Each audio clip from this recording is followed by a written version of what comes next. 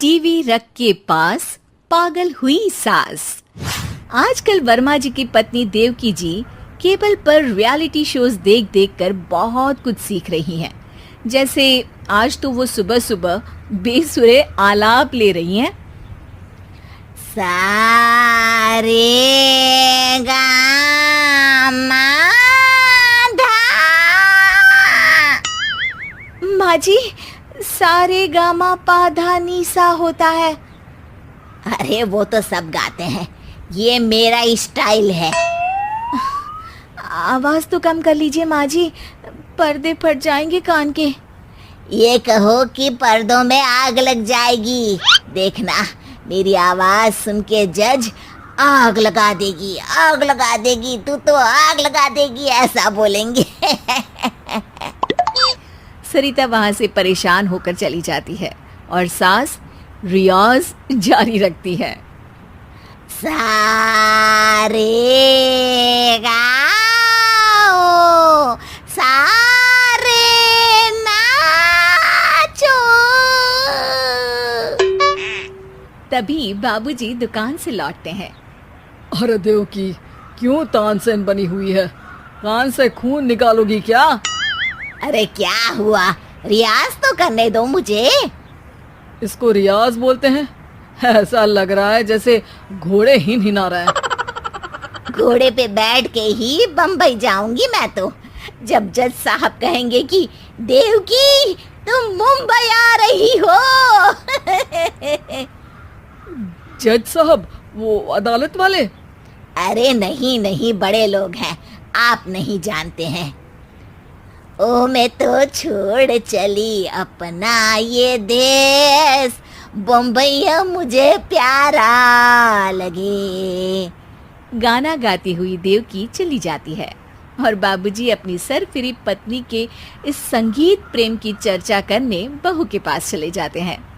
अरे सरिता बेटा, सुनो तो, ये तेरी सास को क्या हुआ है बेटा? सुबह तो अच्छा भला छोड़कर गया था इसे। सिंगर बनेगी अब वो। सिंगिंग रियलिटी शो में जाने की सुबह से तैयारियां चल रही हैं इनकी। हाँ, अब तो कोयल के सुर मेंढक छेड़ेगा। हे भगवान, सद्बुद्धि दो इसे।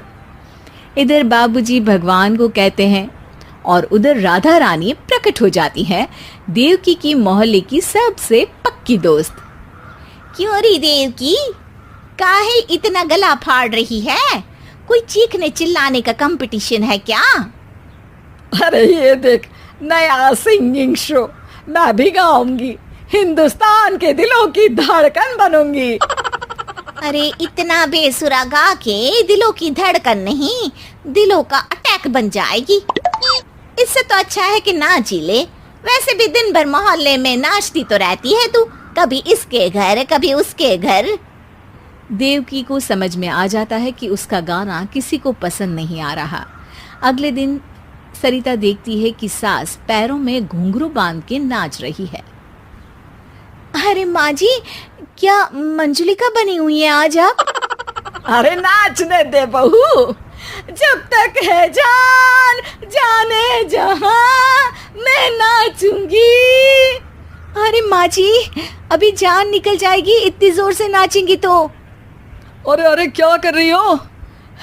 अरे दिख नहीं रहा, डांस कर रही हूँ। अरे जैसी तुम्हारी हरकत है, तुमको तो नागिन डांस करना चाहिए। वो भी करूंगी, भांगड़ा भी करूंगी। देखना, जज मुझे देख के स्टैंडिंग ओवेशन देंगे।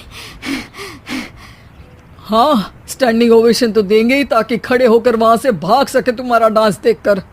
अरे कुछ ढंग की चीज करो, ये रोज क्या नया शुरू कर देती हो? सास को लगता है कि उसका डांस का सीन भी बिगड़ गया। अब वो टीवी देख के कोई और कलाकारी ढूंढने लगती है। तभी उसे टीवी पर खतरों के खतरनाक खिलाड़ी शो दिखता है, जिसमें लोग अलग अलग स्टंट करते हैं। बस देवकी को नया काम मिल जाता है।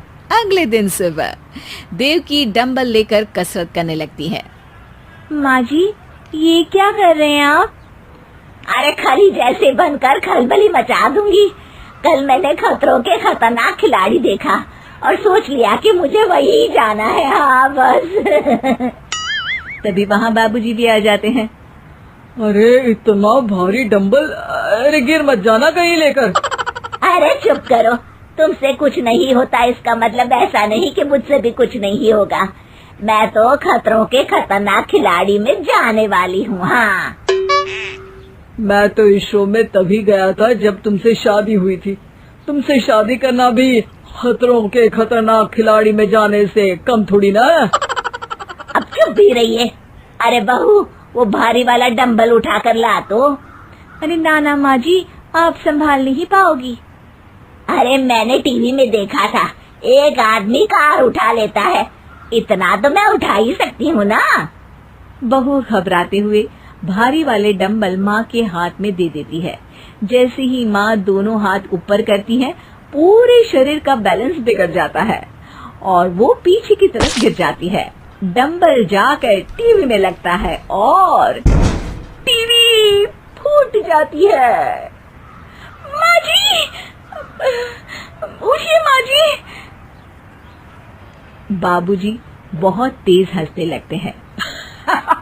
बाबा बाबा, टीवी और बीवी दो टेंशन थे मेरे, आज एक कम हो ही गया। बहू भी सास को उठाते उठाते इस बात पर ताली बजाकर हंसने लगती है और देवकी फिर से गिर जाती है। और इस बार देवकी भी अपनी बेवकूफी पे हंसी रोक नहीं पाती।